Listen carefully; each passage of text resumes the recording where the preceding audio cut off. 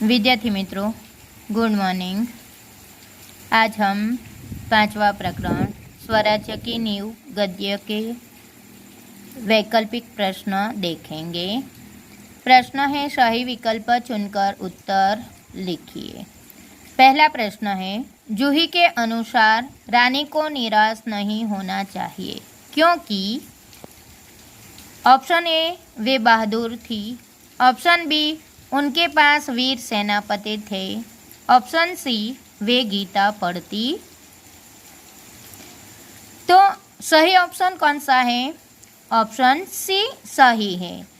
जूही के अनुसार रानी को निराश नहीं होना चाहिए क्योंकि वे गीता पढ़ती थी। दूसरा प्रश्न है, जूही सेनापति तात्या का पक्ष लेती है क्योंकि ऑप्शन ए तात्या के प्रति उसके मन में प्रेम है, ऑप्शन बी तात्या के पास बड़ी सेना थी, ऑप्शन सी तात्या रानी लक्ष्मीबाई के कृपा पात्र है। तो सही ऑप्शन ए है। जूही सेनापति तात्या का पक्ष लेती है क्योंकि तात्या के प्रति उसके मन में प्रेम है। तीसरा प्रश्न है, रानी का मन कहता था कि ऑप्शन ए उनकी विजय अवश्य होगी, ऑप्शन बी वह उनके जीवन का अंतिम युद्ध था, ऑप्शन सी उनके सिपाही की वीरता कलंकित नहीं होने देंगे। तो रानी का मन कहता था कि ऑप्शन बी सही है, वह उनके जीवन का अंतिम युद्ध था। तो विद्यार्थी मित्रों, यह 3 वैकल्पिक प्रश्न आपको नोटबुक में लिखने हैं। अब हम देखेंगे भाववाचक संज्ञा। भाववाचक संज्ञा यानी वाक्य में जिस शब्द के द्वारा हमें कोई भाव बताया गया हो वह शब्द भाववाचक संज्ञा कहा जाता है। पहला वाक्य है, महारानी आप तो गीता पढ़ती है, फिर यह निराशा कैसी। इस वाक्य में कौन सा भाव है? निराशा का, यानी निराशा शब्द भाववाचक संज्ञा है। दूसरा वाक्य है, यह तुम्हारी विनम्रता है।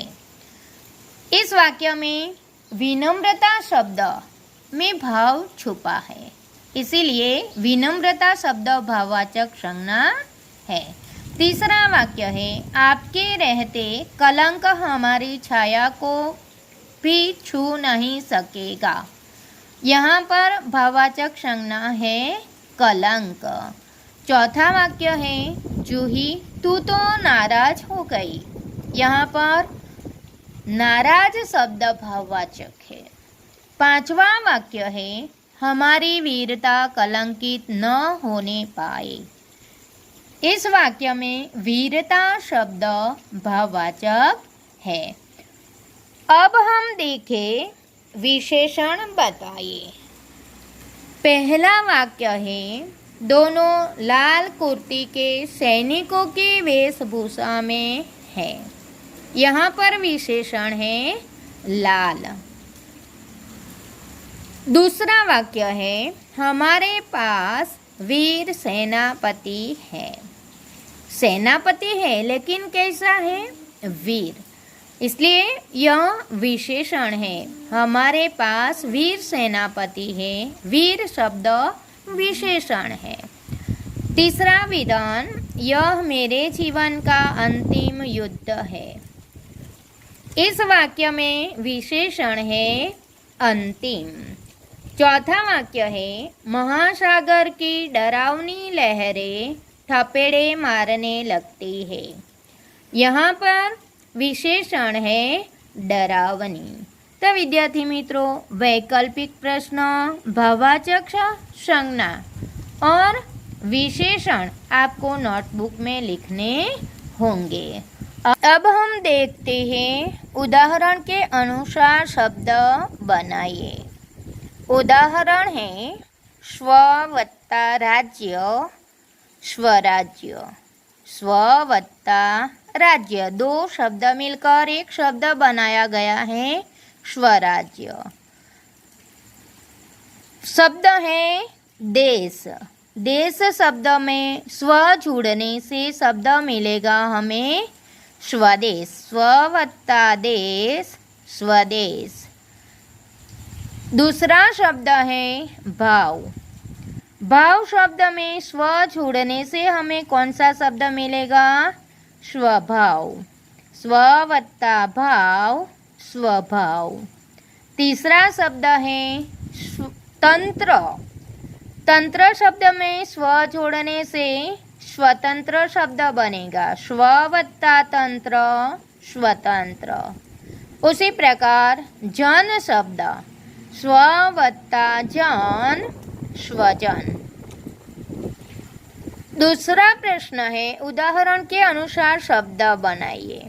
यहाँ पर सुंदर, सुंदरता शब्द दिया है। उस शब्द में से सौंदर्य शब्द बनाया गया है। उसी प्रकार हमें अन्य शब्द के शब्द बनाना है। शब्द है शूर, शूरता, तो कौन सा शब्द बनेगा? शौर्य। शूर, शूरता, तो शौर्य। उसी प्रकार धीर, धीरता, तो कौन सा शब्द बनेगा? धैर्य है। उदार, उदारता यानी औदार्य।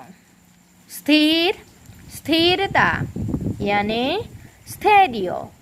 इस प्रकार उदाहरण के अनुसार शब्द बनाने पर हमें यह शब्द मिलते हैं सौंदर्य, शौर्य, धैर्य, औदार्य અને स्थैर्य। तो विद्यार्थी मित्रों, ये उदाहरण के अनुसार शब्द बनाया गया है। यह शब्द भी आपको नोटबुक में लिखना है। यहाँ पर हमारा यह लेक्चर पूर्ण होता है। जय हिंद, जय भारत।